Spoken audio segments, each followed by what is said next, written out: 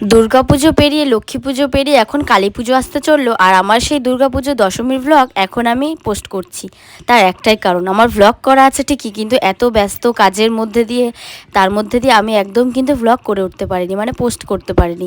তার একটাই কারণ, কিছুদিন আগে লক্ষ্মী পুজো গেল, আর লক্ষ্মী পুজোয় উপোস করার পরে একদম মনে চাই নিজে ভ্লগ এডিট করি। তার জন্যই তারপর আবার আমার শরীরও খারাপ হয়ে গেছে, মানে জ্বর ঠান্ডা, আমার ভয়েস শুনলে হয়তো তোমরা বুঝতে পারছো। এবার তার জন্যই আমি এত লেটে পোস্ট করছি। ভ্লগ আমি সব করে রেখেছি, কিন্তু আমার পোস্ট করতে একটু লেট হয়ে যাচ্ছে। দশমীর দিন সকালবেলা ঘুম থেকে উঠে কিন্তু বাড়িতে বসে থাকিনি। অষ্টমী, নবমী, সপ্তমী, ষষ্ঠীর মতন কিন্তু আমি সকালবেলা ঠাকুর দেখতে বেরিয়ে পড়েছি চাকদায়। আর চাকদায় তো একটু বৃষ্টি হলেই হাঁটু অবধি জল। দশমীর দিনে এসেও আমার চিন্তাভাবনা ছিল যে আজকে যদি বৃষ্টি হয়, আমি ছাতা মাথায় দিয়ে ওড়না জড়িয়ে তবুও আজকে আমি ঠাকুর দেখব। তাই কিন্তু আমি ঠাকুর দেখতে বেরিয়েছি। বৃষ্টিতে ভিজে গিয়েছি, আমার চুলের অবস্থা খারাপ হয়ে গিয়েছে, বাড়িতে ঠান্ডা লেগে গেছে, তবুও কিন্তু আমি ঠাকুর দেখেছি।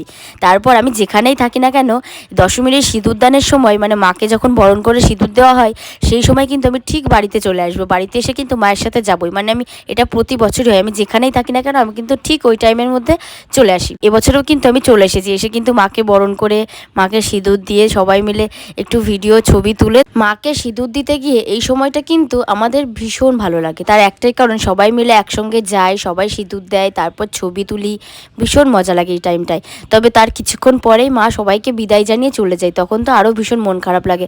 তবে এই কয়েকটা দিন শেষ হয়ে গেল, আবার দেখতে দেখতে এক বছরের অপেক্ষা। যদিও বা আমি ভিডিওটা অনেক লেটে পোস্ট করছি, তবু একটা মনের মধ্যে একটা আক্ষেপ থাকে। মায়ের বিদায় বেলায় কিন্তু আকাশ ভীষণ মেঘলা আর ভারী বৃষ্টি হয়েই যাচ্ছে। তারপর কিন্তু আমি আর মা বাড়ি চলে এলাম। বাড়িতে এসে একটু রেস্ট নিয়ে আবার সন্ধ্যাবেলায় বেরিয়ে পড়েছিলাম ভাসান দেখতে, কারণ আমাদের আরংঘাটায় ভীষণ ভালো হয় এই দুর্গাপুজোর ভাসানটা। সমস্ত জায়গার ঠাকুর আমাদের এই যুগল মন্দিরে আসে, এসে তারপর সেই ঘাটে ভাসান হয়। যেতে যেতে কিন্তু রাস্তায় মামার সঙ্গে দেখা হয়েছিল। মামা তো সে জোর করে টাকা দেবেই, কিন্তু আমি তো নেবো না করছিলাম, কিন্তু নিয়ে নিয়েছিলাম।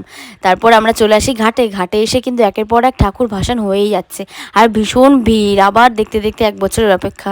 খুব যেমন ভালো লাগছিল, তেমন একটু খারাপও লাগছিল। এই কয়েকটা দিন এত মজা করলাম, ঘুরলাম, কিভাবে যে দিনগুলো চলে গেল হুট করে টেরই পেলাম না। তারপরে আমরা সবাই মিলে সেখান থেকে চলে এলাম মাঠের মধ্যে, মাঠে মেলায়। আর মেলায় এসেছি, চপ দেখলে খাবো না এমনটা তো হতেই পারে না, কারণ আমার সাথে ছিল মা। মা তো চপ দেখলে আগে খাবে, তাই তো আমরা সেখান থেকে আলুর চপ, ডিমের চপ, আর তার সাথে কিন্তু পেঁয়াজি নিয়েছিলাম। যদিও বা খুব গরম পড়েছিল, তার জন্য হয়তো চপগুলো নষ্ট হয়ে গেছিলো, কিন্তু আমরা খুব খেতে পারিনি, ফেলে দিয়েছিলাম। অল্প একটু করে খেয়ে কিন্তু ফেলে দিয়েছিলাম। চপগুলো নষ্ট হয়ে গেছে, চাইলে আমরা দোকানদারকে বলতে পারতাম, কিন্তু না, সবাই বসে থাকে এই একটা দিনের অপেক্ষায় যে উৎসব আসে পুজোর মধ্যে, মানুষ সবাই ব্যবসা করে। এবার তার জন্য যদি আমি ওখানে বলি, তাহলে আমার দেখা দেখি অন্য কাস্টমাররা ওরাও কিন্তু নেবে না, ওরা ওখান থেকে সরে যাবে। তাই তো চপ নষ্ট হওয়া সত্ত্বেও আমরা সেখান থেকে বেরিয়ে এসে আমরা পাশে এসে চপগুলো ফেলে দিই, তাও কিন্তু আমরা কাউকে কিছু জানাইনি। মানে আমার হিসেবে যেটা ঠিক হয়েছে আমি সেটাই করেছি। তারপর সেখান